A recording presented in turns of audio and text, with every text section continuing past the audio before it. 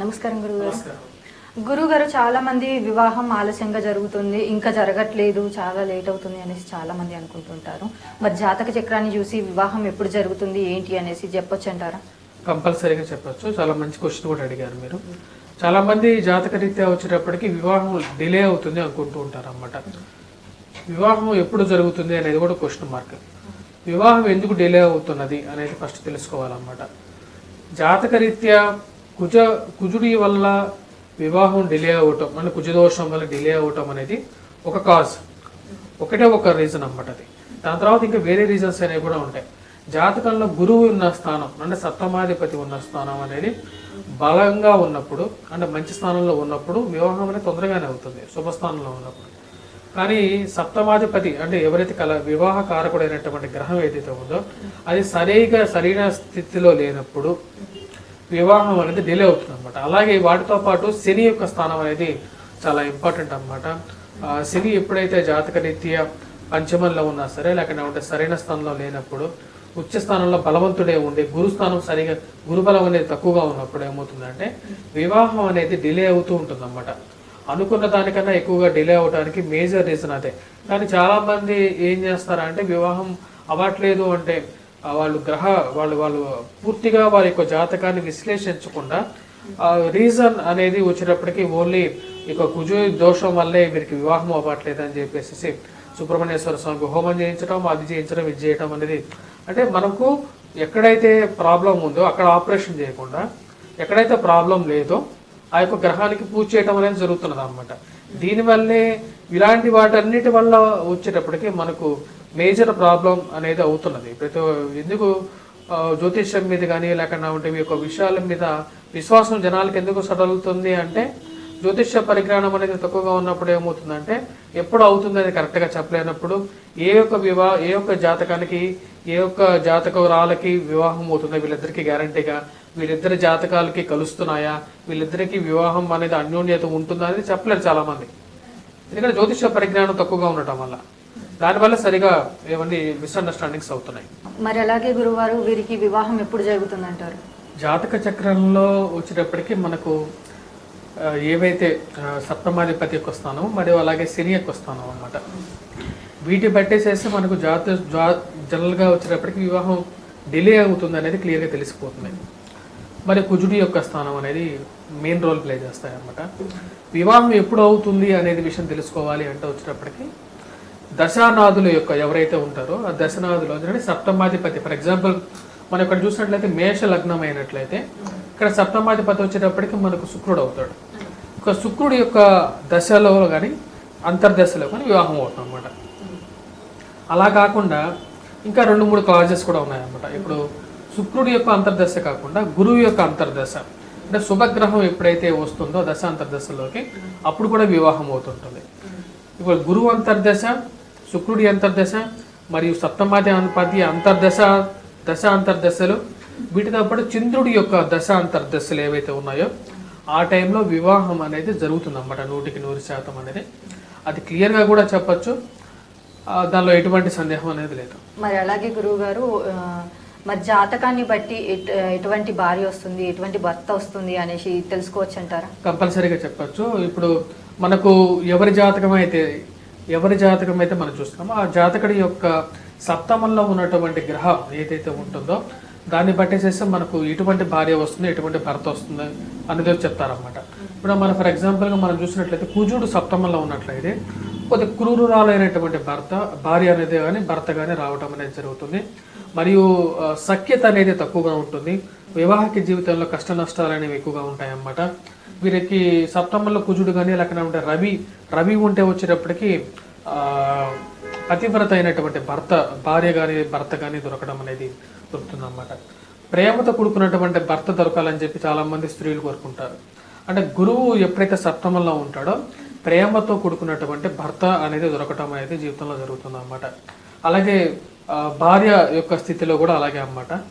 సప్తమంలో గురుగ్రహం ఉంటే వచ్చేటప్పటికి ఒక మంచి హృదయం కలిగినటువంటి స్త్రీ అనేది భార్యగా దొరుకుతుంది అన్నమాట. స్త్రీ జాతకంలో వచ్చేటప్పటికి లగ్నంలో ఉన్నటువంటి గ్రహాలు అనేవి చాలా ముఖ్య భూమికి పోషిస్తాయి అన్నమాట. అంటే స్త్రీ జాతకంలో పురుష జాతకంలో వేరువేరుగా ఉంటుంది. పురుష జాతకంలో చూసినట్టుగానే స్త్రీ జాతకంలో చూడకూడదు.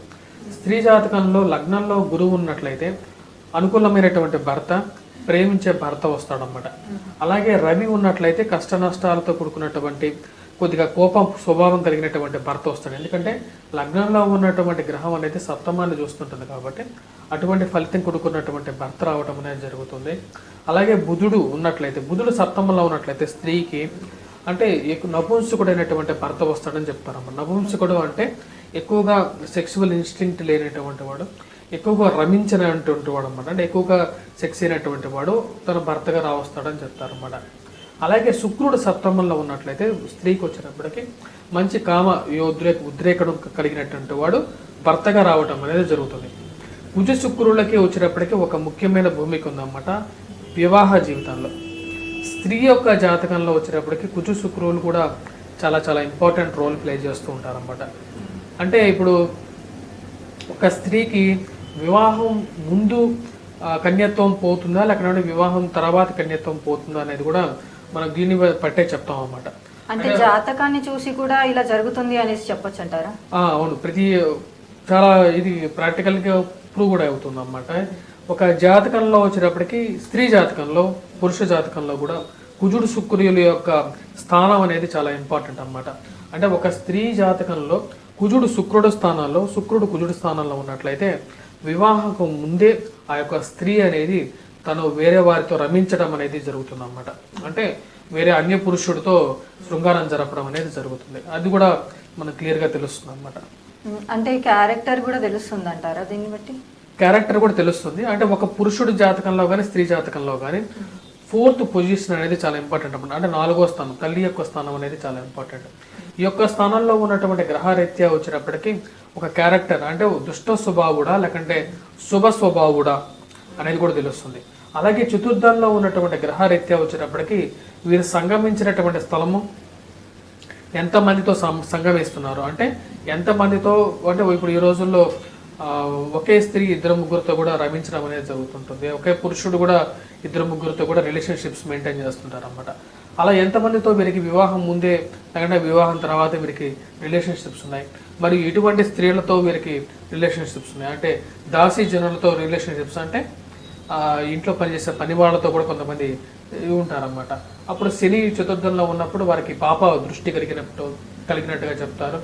అలాగే ఓల్డ్ ఏజ్ ఆడవాళ్లతో, అంటే తనకన్నా ఎక్కువ వయసు ఉన్న వారితో వారు ఇది చేయటం, మరియు వీరు సంగమించే స్థలాన్ని కూడా చెప్తారన్నమాట. అలాగే గురువు గారు కొంతమంది ఏంటంటే ఇంట్లో తెలియకుండా పెళ్లి చేసుకుంటూ ఉంటారు. మరి అలాంటి వారి జాతకం కూడా చూసి చెప్పొచ్చు అంటారా? చేసుకున్నారు కంపల్సరీగా చెప్పొచ్చు. ఎవరైతే కొంతమంది సీక్రెట్ గా పెడుతుంటారు అన్నమాట, అంటే వివాహం జరిగిన తర్వాత కూడా వివాహాన్ని బయటికి తెలపకుండా ఉంటారన్నమాట. కొంతమందికి అబార్షన్స్ కూడా జరుగుతుంటాయి, కొంతమంది బయటికి తెలపకుండా ఉంటారు. కొంతమంది వివాహం చేసుకొని ఇంట్లో బయటకేమో వివాహం చేసుకొని ఉన్నట్టుగా ఉంటారు, బయటకు వివాహం జరుగుతుంది అన్నమాట. అది కూడా వచ్చినప్పటికీ పంచమంలో ఉన్న తన యొక్క గ్రహరీత్యా వచ్చినప్పటికీ వివాహం వీరికి ముందు జరిగిందా, లేకపోతే వీరు ఏదైనా దాచిపెడుతున్నారా, వారి యొక్క మనస్తత్వం ఏంటి అనేది కూడా చెప్పచ్చు. కొంతమందికి వివాహం ముందు అబార్షన్స్ జరుగుతాయి అన్నమాట, అంటే అవి కూడా దాచిపెడతారు కొంతమంది. అవి కూడా మనం క్లియర్గా ప్రెడిక్ట్ చేయొచ్చు. అంటే గురువుగారు చాలా మంది జాతకాలు చూసి పెళ్లిళ్ళు చేసుకుంటా ఉంటారు, మొత్తం కలిసింది అనేసి, జాతక చక్రం కలిసింది అని అంటారు. మరి జాతకాలు చూసి పెళ్లి చేసుకున్న తర్వాత కూడా వీరికి ఎందుకు విడాకులు తీసుకోవాల్సి వస్తుంది, ఎందుకు మధ్యలో గొడవలు అవుతుంటాయి అంటారు? ఒక మనిషికి విడాకులు అవసరం అవుతాయా లేదా అనేది జాతకం చూస్తే తెలిసిపోతుంది. ఎందుకంటే ఒక మనిషి 2 జాతకాలకి వివాహ పొంతన ఉందా లేదా అనేది కూడా జాతక రీత్యాన్ని తెలిసిపోతుంది అన్నమాట. దానిలో ఎటువంటి సందేహం లేదు. ఇప్పుడు ఫర్ ఎగ్జాంపుల్ ఇదే ఒక జాతక చక్రం అనుకున్నట్లయితే, ఇది ఒక మేష లగ్నం అనుకుంటే, మేష లగ్నానికి సప్తమం వచ్చేటప్పటికి ఇది అవుతుంది, ఓకే. అంటే 7వ స్థానం వచ్చేటప్పటికి మనకు తులా లగ్నం అవుతుంది అన్నమాట. అంటే ఒక మనిషి ఇంకొక జాతక రీత్యం, అంటే ఒక పురుషుడి జాతకం స్త్రీ జాతకం పక్క పెట్టినప్పుడు ఈ యొక్క లగ్నాధిపతి ఆ యొక్క లగ్నాధిపతికి సప్తమం అయినప్పుడు ఇద్దరికి మనస్సులు అనేది కలుస్తాయి అన్నమాట. మరో అలాగే ఒక జాతకం చూసినప్పుడు కుటుంబ స్థానం అనేది చూడాలి. జనరల్గా చాలా మందికి జాతకం చూడడమే తెలియదు. పాయింట్స్ పట్టికలో ఏవైతే ఇప్పుడు వీళ్ళు వాడుతున్నారో అవి అనేవి అంతగా పనికిరావు. ఎవరైనా సరే ముందు జాతకం చూడాలి. జాతకం చూసిన తర్వాత ఇంకేదైనా చేయాలన్నమాట. అంటే తన యొక్క జాతకంలో ఇప్పుడు ఫర్ ఎగ్జాంపుల్ ఒక అమ్మాయికి ఒక వివాహ యోగమే ఉందనుకున్నా అమ్మాయి జాతకంలో, కానీ ఆ అబ్బాయి జాతకంలో 2వ వివాహ యోగం ఉన్నప్పుడు అమ్మాయికి మారకంగా చేస్తుంది అన్నమాట. మారకం అంటే ఆ అమ్మాయికి జీవితంలో నాశనం చేస్తుంది, ఆ అమ్మాయి కూడా రెండవ వివాహం అయ్యేటట్లుగా చేస్తుంది అనమాట. ఎందుకంటే ఆ డైవర్స్ అవుతుంది. ఆ అబ్బాయి జాతకంలో బలంగా రెండవ వివాహం యోగం అనేది ఉంది కాబట్టి ఆ అబ్బాయికి కూడా ఆ యొక్క ప్రభావం అనేది అమ్మాయి మీద ఎక్కువగా ఉంటుంది. వివాహం అయిన తర్వాత భార్యాభర్తలు రెండు జాతకాలు అవ్వవు ఎప్పుడైనా సరే. వివాహం అయిన తర్వాత భార్యాభర్తలు ఇద్దరు జాతకాలు ఒకే జాతకం అవుతుంది. అంటే ఒకరి జీవితం మీద ఒకరి ప్రభావం అనేది ఒకరి మీద ప్రభావం అనేది విపరీతంగా ఉంటుంది అన్నమాట. కాబట్టి జ్యోతిష రీత్యా కూడా ఏమి చెప్పారంటే పెద్దలు ఒక స్త్రీ జాతకం అనేది ముగ్గురు దగ్గర చూడాలన్నమాట. తన దగ్గర చూడాలి, తండ్రి దగ్గర చూడాలి, భర్త దగ్గర చూడాలి. అంతేగాని అందరి దగ్గర దాని గురించి ఎక్కువగా చర్చించకూడదు. ఎందుకంటే ఒక జాతకం అనేది నీ జీవితంలో ఎన్నో తెలుస్తాయి. అంటే ఇది నేను ఇప్పుడు చెప్పినట్టుగా ఎన్నో విషయాలు తెలుస్తాయి. అన్ని విషయాలు అందరికీ తెలియాల్సినటువంటి అవసరం అనేది లేదు. ఎందుకంటే ప్రతి మనిషి జీవితంలో అనేది ఒక మూసి ఉంచినటువంటి పుస్తకం అన్నమాట. అందరితో డిస్కస్ చేసినటువంటి వ్యవహారాలు అనేవి ఉండవు అన్నమాట. ఇప్పుడు వివాహ జీవితంలో వచ్చేటప్పటికి రెండవ స్థానం కుటుంబ స్థానం అన్నమాట. అలాగే సప్తమ స్థానం వివాహ జీవితం, చతుర్థం వచ్చేటప్పటికి క్యారెక్టర్. అంటే మనిషి జీవితంలో క్యారెక్టర్ అనేది ఎలాంటి వాడు, నీకు రాబోయే భర్త అనేవాడు మంచి అనుకూలవంతుడే ఉండాలన్నమాట. అంటే ఒక మంచి సద్గుణం ఉండాలి. అలాగే ప్రేమ అనేది నీ జీవితంలో ఉంటుందా లేదా అనేది, ప్లస్ కుటుంబంలో పాపగ్రహం అనేది ఉండకూడదు. జాతకరీత్యా ఏం చెప్పారంటే శాస్త్రంలో స్త్రీ జాతకంలో ధనస్థానం అష్టమ స్థానం అనేది ఖాళీగా ఉండాలని చెప్పారు అనమాట. అంటే ఆ యొక్క స్థానాల్లో ఇటువంటి గ్రహం అనేది ఉండకుండా ఉంటే మంచిది అని చెప్పి శాస్త్రం చెప్పారు. అలాగే కొంతమందికి వైదవ్య యోగం పడుతుంది అన్నమాట. అంటే ఏంటి, భర్త చనిపోవటం అనేది జరుగుతుంది అన్నమాట. అది ఎలా జరుగుతుంది అంటే వచ్చేటప్పటికి అష్టమ స్థానం అనేది ఏదైతే జాతకరీత్యా ఉందో అది వచ్చేటప్పటికి ఆ యొక్క స్త్రీకి సౌభాగ్యాన్ని సూచిస్తుంది అన్నమాట. ఈ యొక్క అష్టమ స్థానం అనేది లాభాల్లో ఉన్నప్పుడు ఆ స్త్రీ భర్త కన్నా ముందే మరణిస్తుంది అన్నమాట. అంటే ఒక స్త్రీకి ఏం కావాలి, తను చనిపోయేటప్పుడు సుమంగళిగా చనిపోవాలన్నమాట. అంటే అష్టమ స్థానం లాభంలో ఉన్నప్పుడు తనకి సౌభాగ్యం అనేది చిరకాలం ఉంటుందన్నమాట. అంటే అందులో తను బతికినంత కాలం తన యొక్క భర్త జీవితాన్ని కాపాడుతూ ఉంటుంది అని చెప్పి శాస్త్రం చెప్పింది. అలాగే ధనస్థానం అనేది కుటుంబ స్థానం అన్నమాట. కుటుంబ స్థానాల్లో శుభగ్రహం ఉన్నప్పుడు ఆ యొక్క కుటుంబ వృద్ధికి ఆ యొక్క స్త్రీ అనేది ఎంతో దోహదపడుతుంది అన్నమాట. అలా దోహదపడినప్పుడు ఆ కుటుంబ వృద్ధి అనేది చాలా ఉన్నతమైన శిఖరాలకు చేరుతుంది అన్నమాట. స్త్రీ అనేది ప్రతి ఒక్కరి జీవితంలో సంపద అంటారు. అంటే ఒక సంపద అంటే ఇప్పుడు మగవాడు వచ్చేటప్పటికి పునరుత్పత్తి చేయలేడు, అంటే సంపదను సృష్టించలేడు. అంటే డబ్బు వేరు, సంపద వేరు. అంటే ఒక జీవితంలో ఏ జాతకంలో అయినా సరే ముఖ్యమైనటువంటి స్థానాలు కుటుంబం అనేది చాలా ముఖ్యం అన్నమాట. అంటే మగవాడి జీవితంలో కూడా కుటుంబ స్థానమే, అలాగే అష్టమ స్థానమే. కానీ మగవాడి జీవితంలో ఎప్పుడైతే అంటే భార్యని చంపగలిగినటువంటి అంటే పత్ని ఘాతుక యోగం కానీ ఇలాంటివి ఉంటాయన్నమాట. పతి ఘాతుక యోగం, పత్ని ఘాతుక యోగం అంటే ఒక పాపగ్రహాలు అష్టమంలో ఉన్నప్పుడు ఏమవుతుందంటే భార్య మరణించడం జరుగుతుంది. అలాంటి యోగాలు ఉన్నాయా లేదా, అలాంటి యోగాలు లేకుండా ఉండడం చూసుకోవాలి. అలాగే వివాహం చేసేటప్పుడు ఇలాంటి కోర్టు రిలేటెడ్ కేసెస్ రావటం అనేది జరుగుతుంటుంది అన్నమాట. ఎందుకు జరుగుతాయి అంటే ఇలాంటి ప్రాబ్లమ్స్ ఉన్నప్పుడు అంటే కుటుంబ స్థానంలో కానీ చతుర్థంలో కానీ దుష్ట గ్రహాలు ఉన్నప్పుడు ఏమవుతుందంటే తనకు భర్తతో తనకి అంటే తన జాతకంలోనే రెండవ వివాహం అనేది ఉంటుంది. అమ్మాయి ఎంత మంచిగా ఉన్నా సరే అబ్బాయికి ఆ యొక్క గుణం అనేది ఉంటుంది అన్నమాట. తద్వారా ఏం చేస్తాడంటే 24 గంటలు ఇంట్లో గొడవలు అవ్వటం అనేది జరుగుతుంది. అలాగే సప్తమాధిపతి షష్టమంలో ఉండటం, అలాగే సప్తమాధిపతితో వ్యయాధిపతి అంటే ఈ యొక్క సప్తమాధిపతి ఎవరైతే ఉన్నారో ఈ యొక్క స్థానాధిపతితో ఈ స్థానాధిపతి కలవటం, అక్కడ సప్తమాధిపతి 12వ ఇంట్లో ఉండటం, షష్టమంలో ఉండటం, ఇలాంటివి మరి పాపగ్రహాలు సప్తమంలో ఉండటం వల్ల ఇలాంటివి ఎన్నో రీజన్స్ ఉంటాయన్నమాట. ఈ రీజన్స్ వల్ల ఏమవుతుందంటే వివాహం అనేది ఛద్రం అవుతుంది అనమాట. ఆ యొక్క వివాహం బ్రేక్ అవడానికి ఎన్నో రీజన్స్ అనేది కూడా మనం ఐడెంటిఫై చేయొచ్చు అనమాట. వివాహం ఎవరి వల్ల చెడిపోతుంది, చెల్లెల వల్ల చెడిపోతుందా, లేకపోతే అక్క వల్ల చెడిపోతుందా, మనం కొన్ని కేసెస్ చూస్తుంటాం అన్నమాట. అక్కకి నచ్చలేదని చెప్పి భార్యను వదిలేయటం, ఇలాంటివి లేకుండా ఉండే తమ్ముడు ఇలా ఉందని అలా వదిలేయటం, ఇలాంటివి ఎన్నో డిఫరెంట్ కేసెస్ అనేది చూస్తాం. అన్నిటికీ ఏ రీజన్ వల్ల వీళ్ళు విడిపోతున్నారు అనేది కూడా ఒక రీజన్ అనేది కూడా క్లియర్గానే ఉంటుంది. ప్రతి ఒక్కరి జాతకంలో విధి లిఖితం అన్నమాట. ఏదైనా సరే వారు అనుభవించాల్సినటువంటి ఏదైనా సరే మనం అనుభవించి పోవలసినటువంటిది. కాబట్టి కాబట్టి జాతకాన్ని పూర్తిగా పరిగణలోకి తీసుకోవాలి ఇప్పుడు. అంతేగాని ఓన్లీ నెంబర్స్ పట్టికలో మనం తీసుకొని చేసినట్లయితే మటుకు ఈ రోజుల్లో అవైలబిలిటీ చాలా మంది ఆస్ట్రాలజర్స్ అనేవాళ్ళు ఉన్నారన్నమాట.